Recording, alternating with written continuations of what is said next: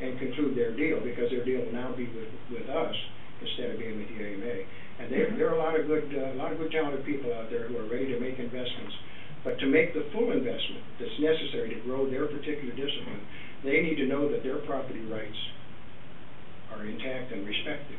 And every contract that we do will be a model after the Live Nation contract. I have to tell you, that was part of our thoughts. In the beginning, we were only interested in road racing. And we looked at the tremendous success of the Live Nation program, not only in terms of the events they run and where they run them, but in sponsor sales and ticket sales and all the things they have done. And that's a model for what needs to be followed and what the other sports need to do. You know, on road racing, in sports cars, we looked at 1948 as the day that Bill France started NASCAR.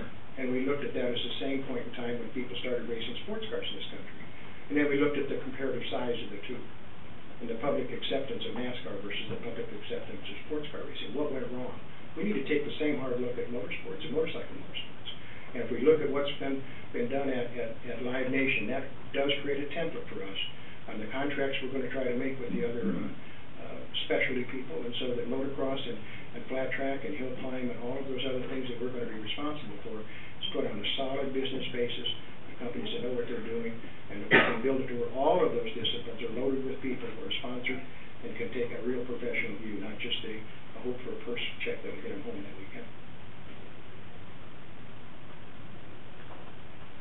Roger, this question is for you. With Grand Am and Grand Am Cup, Grand Am Cup kind of still follows the formula of, production-based sedan racing, where Grand Am and Daytona prototypes kind of took an independent arc from anything else in sports car racing.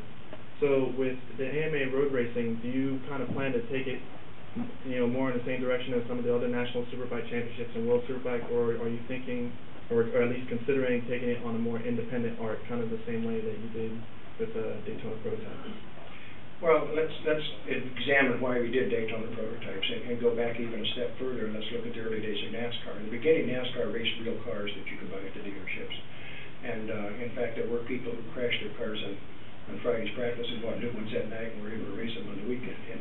And then they went not so long ago, they went to the two-frame car that was a silhouette car.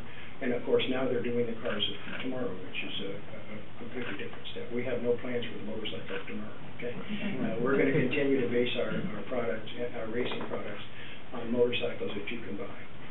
The industry's made a tremendous investment in carrying this sport. I'm talking now about the manufacturer distributors in this United States. They have really spent a lot of money to build the sport up to where it is. Not only in fielding teams and in designing product that can be raced as well as ridden on the street, but also in supporting the promoters with sponsorship and hospitality programs and program ads and all those things.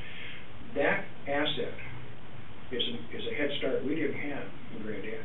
We started with nothing. We had no rules. We had no employees. We had one race day, and that was the Rolex 24. And I laugh about it now, but the first sports car race I attended was the Rolex 24 that I had to be responsible for. But I had the right people. And it wasn't my genius in running that event. It was my genius in hiring the right people. Well, I hope God's still got that working for me, because I believe the right people are out there, and I believe that they will be attracted to this.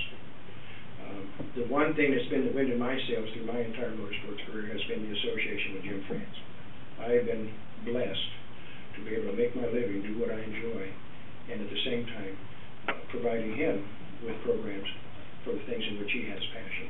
And so we go into this knowing, it sounds cocky, but forgive me, we know it will be successful.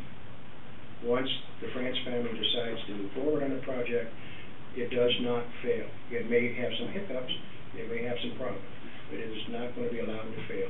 And this is quite clear, I'm not a kid anymore. This is the last mission for me. I don't want to walk out of failure either. So I'm excited about the opportunity. It's going to make me feel young again for a little while. But we got a great future in all of these things by getting the right people together. Roger, will this transaction affect the Moto ST series that the Grand Am currently sanctions? Yes, it will. Moto ST was designed to fill a niche that wasn't being filled by the AMA's programs back when we conceived of it, and that was racing for two-cylinder motorcycles, and it was racing for teams in multi-rider racing, and that racing will continue. One of the things we've done there was we took some of the, it's funny, when I went in and started Grand Am, I took some of the ideas that we had from motorcycle racing, we applied them to the sports car side. For example, the siding lap and the two-wave start, that's all standard part of Grand Am sports car racing now. Well, when we started Moto ST, we took some of the things that had been applicable and worked well in sports car racing to motorcycle racing. For example, two-way radios. There's no rule changes planned for 2008, but I can assure you right now that two-way radios will be part of this sport in the future. It is such an incredible tool for everybody involved that we've got to do it, and we're proving that it can be done safely and beneficially in Moto ST. Another thing that we've done with Moto ST, we've run several of those events in conjunction with the sports car races, with the Daytona prototypes. And this gives people who may be coming to an event with the idea to see one property and one type of racing, it cross-pollinates and helps by letting them see the motorcycle racing. And the best example is VIR.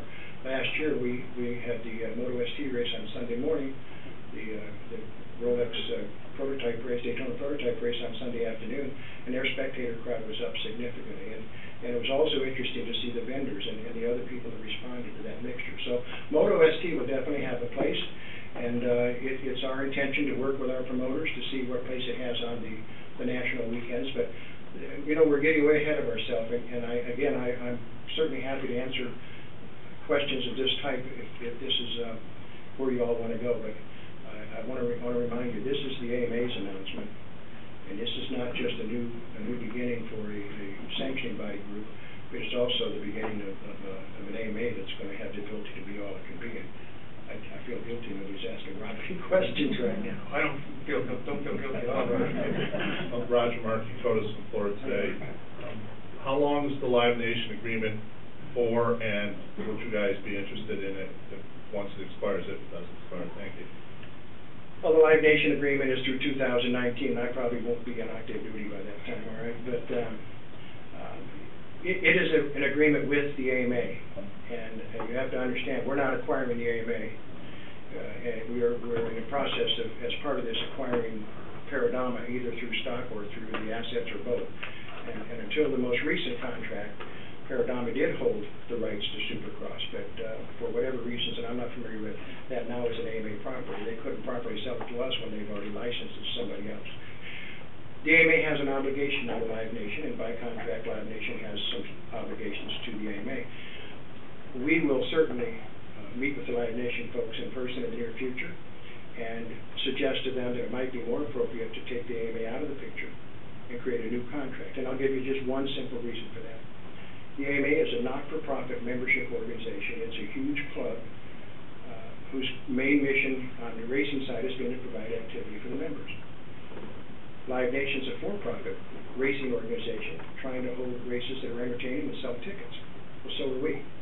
And so it could be that, two Protestants might get along better than one Protestant and one Hindu, you know what I'm saying? And so I think that they're trying to come up with a contract that puts motorsports professionals together, doing things directly with each other, will be more beneficial than having to go through the AMA in the middle. And I'm confident that Rob would go and happy to step aside and eliminate that liability to the AMA if he can. Yeah.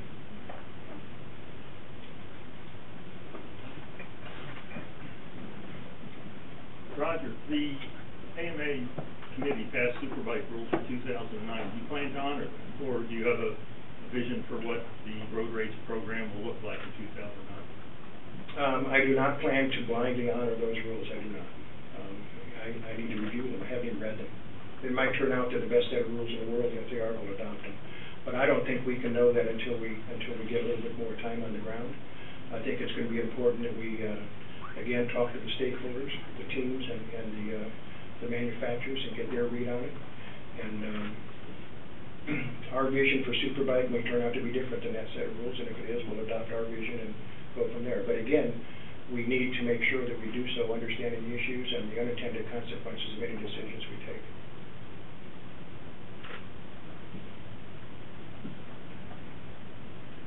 Roger, do you know at this point, do you plan on having Superbike remain the premier class, or is that, do we know that at this point? Superbike will remain the premier class in the AMA race. What are the chances of that being the Daytona 200 again? That is our intention. As soon as possible, and that